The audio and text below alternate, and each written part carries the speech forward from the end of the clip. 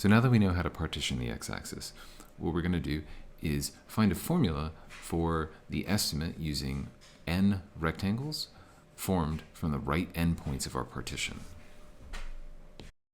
So the first thing we're going to do is partition the interval from 0 to 1. So the first thing that we do is we partition. To find the partition, we need to identify our points. So we always start from the left endpoint, which in this case is 0. The other points in our partition are given by moving by delta x. And we always end with the right endpoint, which in this case is n over n, or 1. So each of the points, xi, is going to be I divided by n. The intervals that we've created go from xi minus 1 to xi. So the first one goes from 0 to 1 over n, the second from 1 over n to 2 over n, etc. Since we're using right endpoints, we can use each of these intervals to construct a rectangle, and our height is going to be given by plugging the right endpoint into our function x squared.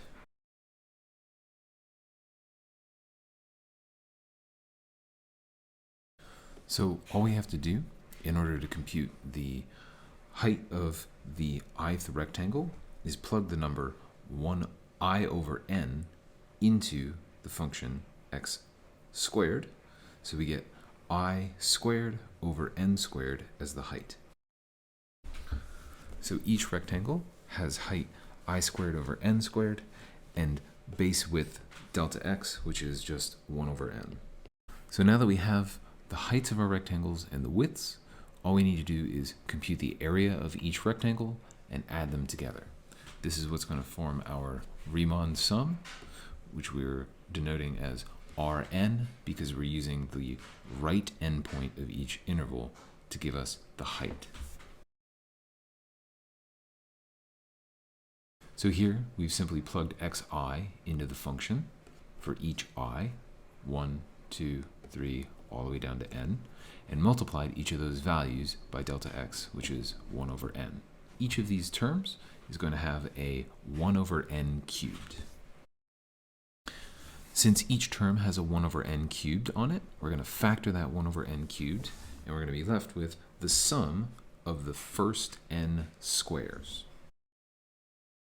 So to make this a little bit simpler to compute the estimate for the area, we're going to use a formula for the sum of the first n squares.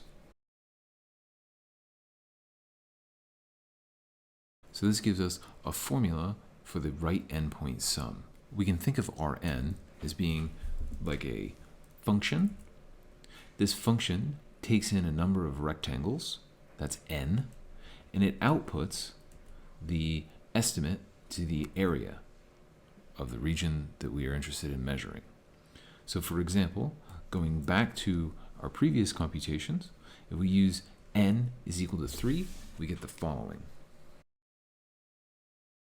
So we can check that this actually matches what we computed in the first video. When we use 3 rectangles, our estimate to the area is 14 over 27. So our observation is that as we increase the number of rectangles, our estimate gets better and better. In fact, we can actually make Rn as close to the area of the region bounded by x squared from 0 to 1 as we like by making the number of rectangles n sufficiently large. So what we do here is, in order to measure the area bounded by this function, we define it to be the limit as n goes to infinity of this sum.